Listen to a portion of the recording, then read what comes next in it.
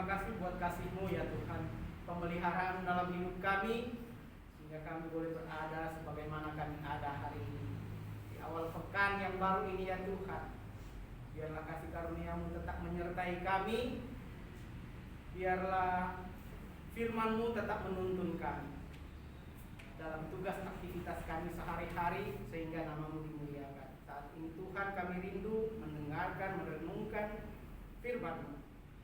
Biarlah itu menjadi berkat yang indah dalam hidup kami. Kuasai hati kami dengan Roh Kudus-Mu, sehingga kami boleh mengerti dan melakukan firman-Mu. Ini doa kami, dalam nama Tuhan Yesus kami berdoa. Amin. Amin. Silakan duduk. Shalom. Shalom. Puji Tuhan, kita ketemu lagi di berapa sekarang? 20 September. Kalau di tempat kami di Manado, pas mulai ada bulannya Berber begitu, udah mulai terdengar lagu-lagu Natal di mana-mana. Karena udah mulai katanya, sudah mulai memasuki Ber sampai Desember, mulai dari September sampai Desember itu udah mulai Maret dengan lagu-lagu Natal. Kalau lagu Natal sudah berbunyi katanya kandang-kandang agak heboh, kecuali kandang kami. Dan kalau kandang B2 heboh katanya. Tapi dengar-dengar di pasar Senen nggak boleh lagi jual B1. Kalau ada yang mengikuti berita, karena diprotes oleh para pencinta hewan. Mungkin ada, tapi di balik-balik meja tanpa dipamer-pamer lagi. Intermezzo sejenak. Di sini saya ingin berbagi kita sama-sama ada satu topik yang unik tapi ribet, rumit, karena kita semua dalam proses untuk hal ini. Kita semua dalam proses untuk hal ini. Topiknya self control atau pengendalian diri, atau kadang dipertukarkan, bisa disamaartikan dengan pengendalian diri, penguasaan diri, self control. Kalau di buah roh itu Galatia 6 itu urutan paling akhir ya, ada penguasaan diri di sana, self control. Mudah dikatakan, tapi biasanya ketika kita dengar kata self control itu seperti ada beban. Kita dipaksa menjadi sesuai yang diharapkan oleh sistem, oleh orang lain. Kita berusaha mengendalikan diri kita, seperti ada binatang buas di dalam diri kita yang kita harus kontrol, kita harus jaga. Yang kadang situasi tertentu membuat kontrol itu lepas. Kalau ada yang mungkin pelihara kucing baru di rumah, biasanya diikat karena dia belum terbiasa, harus dikontrol dulu. Kalau terlepas dia bisa kabur kemana-mana. Contoh sederhana dari kontrol, pengendalian, penguasaan. Di sini saya ingin kita merenungkan satu ayat di 1 Petrus 4 ayat 7. Kita baca bersama-sama, 2, 3, ya. Sesudahan segala sesuatu sudah dekat, karena itu kuasailah dirimu dan jadilah tenang, supaya kamu dapat berdoa. 1 Petrus 4 ayat 7. Kuasailah, saya tandai khusus itu ada kuasailah dirimu. Jadi ternyata untuk berdoa ada syaratnya.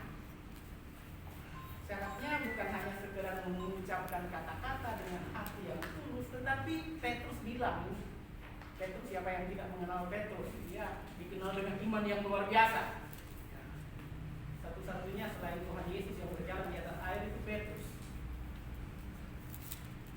Dia berkata untuk doa itu yang benar yang ada syaratnya, yaitu kuasailah dirimu. Dalam arti jika dibalik kata-katanya, tanpa bisa menguasai diri, maka mustahil kita bisa berdoa dengan baik.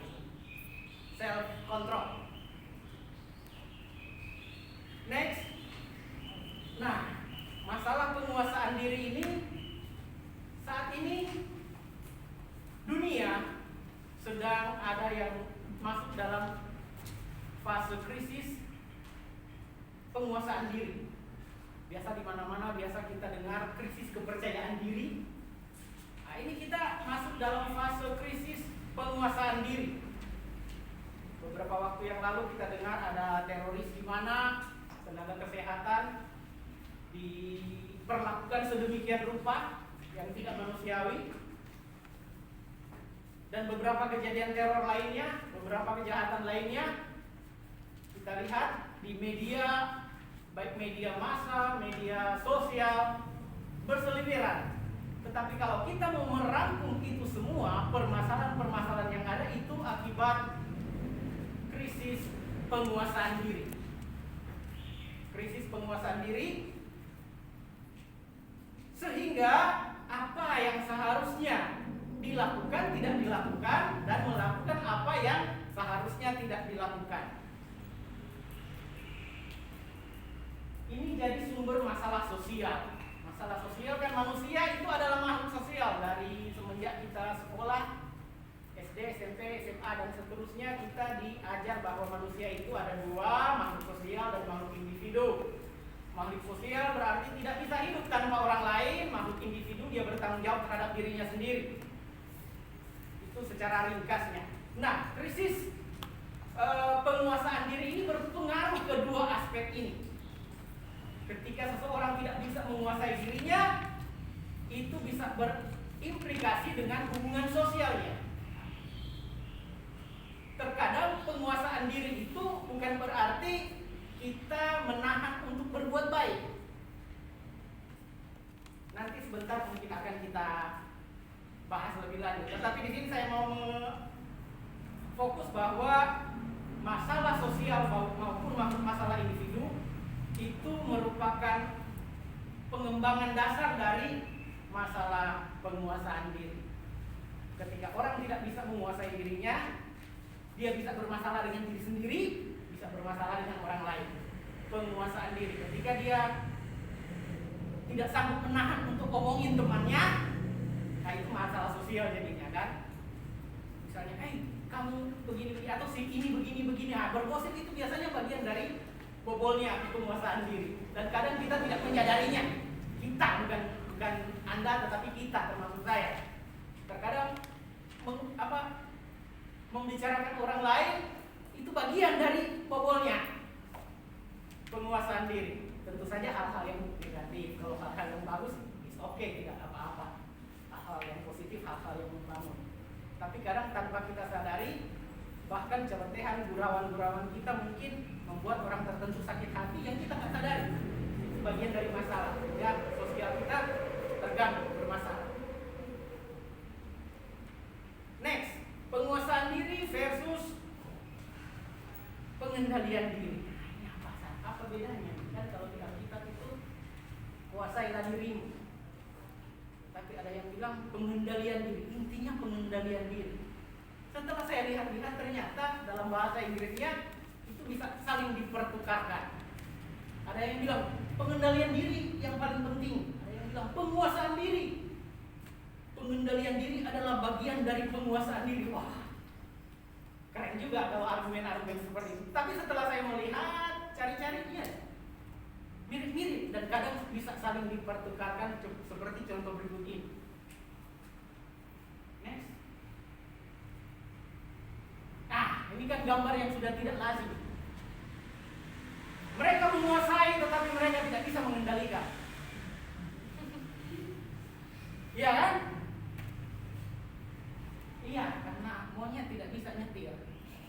Kalaupun kalian lihat yang sudah dilatih itu udah efek kamera atau itu udah dibuat program sedemikian rupa. Mereka bisa menguasai, tapi mereka tidak bisa mengendalikannya. Itu contoh yang bisa saling dipertukarkan, bahwa penguasaan dan pengendalian itu ya mirip-mirip lah. Ini handphone saya kuasai. Ya saya kuasai, harusnya saya yang kendalikan. Tapi bisa nggak saya menguasai sesuatu yang tidak bisa saya kendalikan? Bisa juga. Contohnya misalnya kalau kasus narkoba, saya beberapa waktu yang lalu baca aturan-aturannya, yang memiliki dan menguasai, ada menguasai. Kadang dia tidak memiliki, bukan punyanya, Tapi karena dia yang bawa, berarti dia yang menguasai. Itu kena. Jadi seperti itu. Mengendalikan dan menguasai itu bagian yang bisa saling dipertukarkan. Oke, lanjut.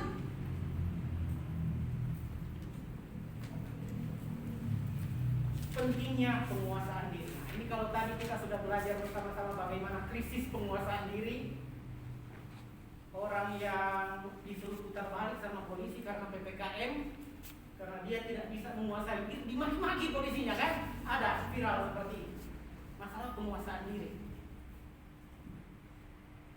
Atau orang yang ketika dapat nilai jelek, tanpa dia melihat lagi ke belakang apa yang menyebabkan nilai jelek, langsung dia ngambek, saya tidak mau belajar lagi.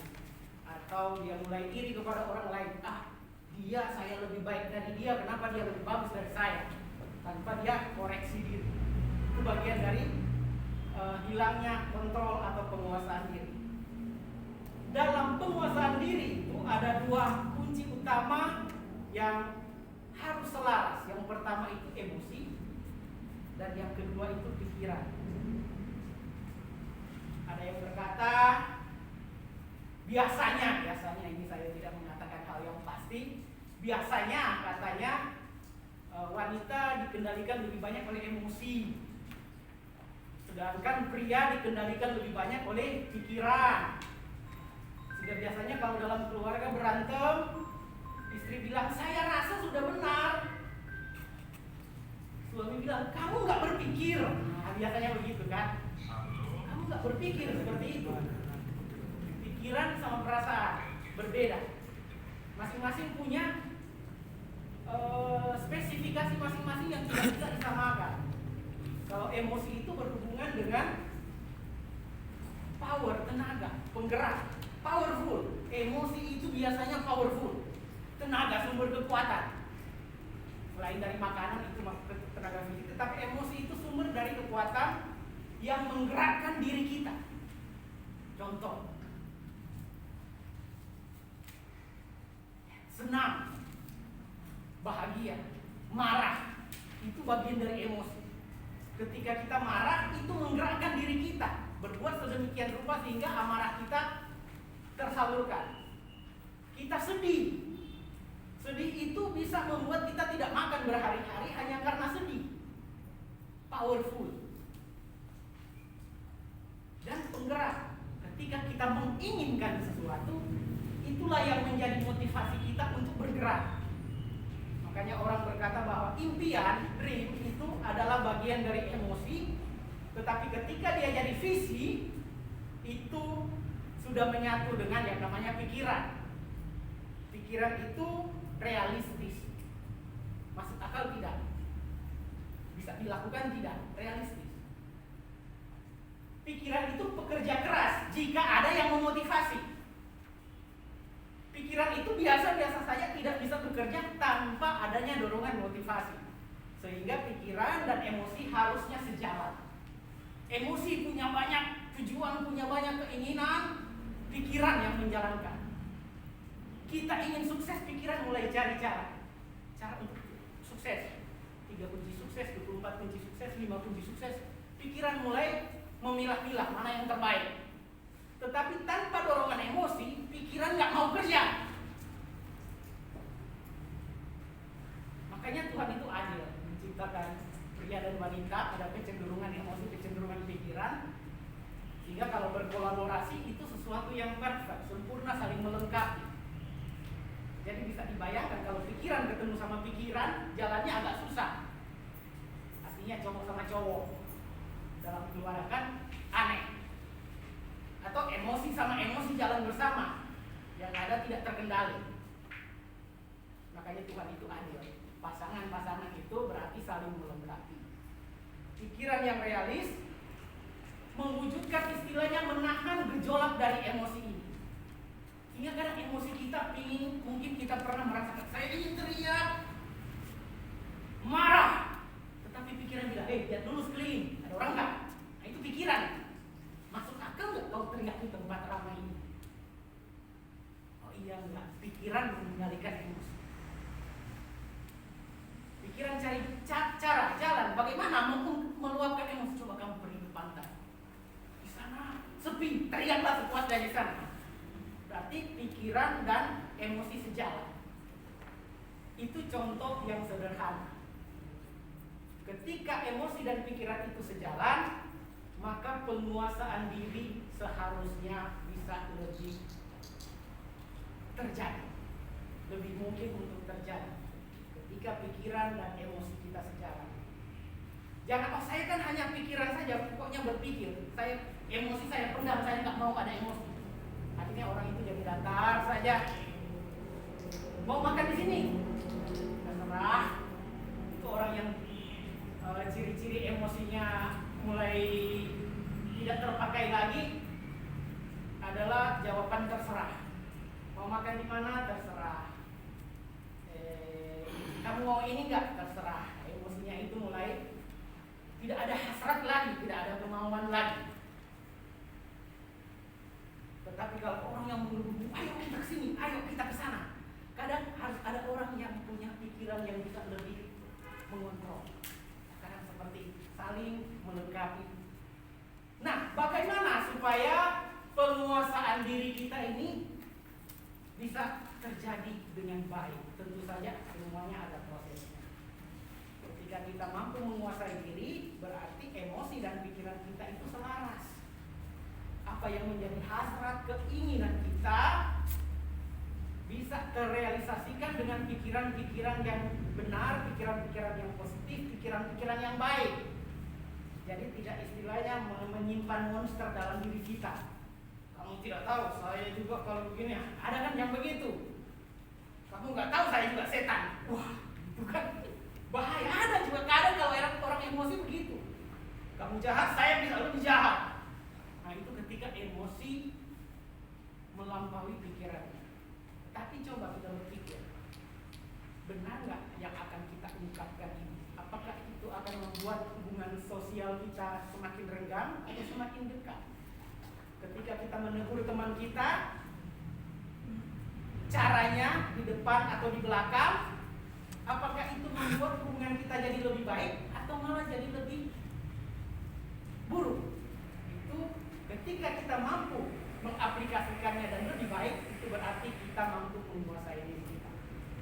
Untuk itu kita perlu proses. Yang pertama itu belajar. Ya, tentu saja kita perlu belajar. Manusia sejak lahir, satu pelajaran utama yang dia tidak pernah tinggalkan adalah pelajaran menguasai dirinya. Seorang bayi mulai menguasai dirinya. Oh, tangan saya juga gerak begini, kaki saya bisa gerak begini. Ternyata kalau saya lapar, saya nangis aja datang makanan. Itu bagian dari proses belajar menguasai diri. Ketika dia sudah menguasai dirinya, dia sudah tahu lapar, tinggal nangis aja. Dia sudah bisa menguasai, mengendalikan dirinya. Itu proses pembelajaran manusia sejak kecil, sejak bayi, sejak lahir sampai dewasa, sampai besar, masih terus belajar penguasaan diri. Tentu saja dengan skop yang lebih besar. Harus belajar. Belajar itu berarti menerima apa yang dari luar. Rangsangan yang dari luar, masukan yang dari luar kita pelajari, itu belajar. Mungkin ada yang bilang, iyalah, latihan adalah bagian dari belajar. Ya, tetapi secara spesifik belajar adalah menerima apa yang dari luar, masukan yang dari luar, teori, informasi yang dari luar, kita sadur, kita rancang sedemikian rupa, kita pelajari. Tetapi ketika latihan, apa yang sudah kita pelajari, kita coba lakukan. Jadi itu belajar dan latihan. Ketika belajar, kita proses masuk, menerima, mengolah sedemikian rupa, dan kita latih berarti kita coba yuk sesuatu yang kita lakukan dari dalam ke luar. Kalau belajar dari luar ke dalam, itu proses, dan prosesnya kadang lama, kadang cepat. Nah, ini ada dua aspek yang mempengaruhi dalam belajar maupun latihan. Yang pertama, proses terstruktur, artinya ada kiat-kiat, ada aturan, ada modul yang baku yang kita ikuti. Itu proses belajar, teori belajar seperti itu. Biasanya ada modul yang bisa kita ikuti, pengalaman orang lain yang kita ikuti, itu biasanya lebih cepat. Tetapi ada kemudian yang namanya proses terpaksa. Itu learning by doing. Belajar sambil melakukan. Lakukan dulu. Oh salah, ternyata nggak boleh. Jadi dia ada yang seperti itu. Biasanya orang bilangnya otodidak. Ya coba-coba aja dulu sendiri main gitar. Kamu belajar dari mana? Oh saya ada ikut kursus itu terstruktur. Oh saya otodidak. Nah itu belajar sendiri. Masing-masing punya kelebihan. Tetapi itulah proses belajar, proses menguasai diri. Kita harus belajar. Tanpa belajar, mustahil kita bisa menguasai diri. Karena penguasaan diri bukan hanya tentang saya, tetapi tentang orang yang ada di sekitar saya. Sehingga dari begitu kita bisa tahu sebenarnya siapa yang kontrol diri kita. Melalui proses belajar, proses latihan, kita bisa sadar siapa yang mengontrol diri kita. Harusnya kita sendiri. Atau siapa? Lingkungankah yang mengontrol kita? Atasan atau bawahan? Atau keadaankah yang mengontrol kita? Atau kita hanya merespon keadaan? Kita melakukan, memutuskan, menguasai diri kita untuk respon terhadap keadaan yang ada. Ketika orang yang sudah bisa menguasai dirinya, dia tidak dikendalikan oleh apapun. Dia mengendalikan diri sendiri atas dasar apa yang dia yakini. Belajar tadi. Ketika dia yakin terhadap firman Tuhan, dia melakukan sesuatu, mengerjakan sesuatu berdasarkan keyakinannya akan firman Tuhan. Tetapi bukan berarti firman Tuhan itu serta-merta dia mengatur dia, tangan kiri harus begini, tangan kanan harus begini. Tidak, tetapi firman Tuhan itu seperti kata Petrus, dia berkolaborasi dengan diri manusia itu untuk mengontrol, untuk menguasai dirinya, kemudian melakukan seperti kehendak Tuhan. Jadi bukan serta-merta seperti robot ketika ditanam chip dalam diri robot, ya udah dia melakukan apa yang diperintahkan. Manusia tidak seperti itu. Manusia punya keunikan sebagai ciptaan yang mulia. Tuhan berkolaborasi dengan diri manusia tersebut untuk melakukan sesuatu sesuai dengan kontrolnya sendiri. Jadi siapa yang mengontrol kita? Harusnya diri kita. Tapi kalau kita merasa bahwa lingkungan kita, keadaan kita, situasi kita, orang lain yang masih mengontrol kita, yuk kita masih perlu tambah belajar, kita perlu tambah latihan. Kita perlu mau cari modul yang mana, yang terstruktur atau modul yang terpaksa. Kadang terpaksa juga, ya terpaksa dilakukan. Tapi nggak apa-apa selama tujuannya baik, selama tujuannya untuk penguasaan diri yang lebih baik. Oke, kita jalani setiap prosesnya. So, mari kita bersama dengan firman Tuhan, bersama dengan apa yang kita yakini, melakukan segala sesuatu yang menjadi tugas dan tanggung jawab kita. Menguasai diri kita, sehingga ketika kita menguasai diri kita, kita bertanggung jawab terhadap diri kita, dan nama Tuhan yang kita yakini semakin dimuliakan. Amin firman Tuhan, mari kita berdoa. Terima kasih Tuhan buat hari ini, ajar kami Tuhan. Terkadang kami masih terlalu jauh dari penguasaan diri kami. Terkadang kami masih mengutamakan emosi-emosi kami, tidak bisa mengendalikan pikiran, perkataan, tingkah laku, perbuatan, bahkan sikap kami sehari-hari. Biarlah firman-Mu dalam hati kami bersama-sama membentuk hati kami ya Tuhan. Semakin taat kepadamu, semakin menggambarkan bahwa Engkau hidup di dalam kami. Ini doa kami, dalam nama Tuhan Yesus kami berdoa. Amin. Amin.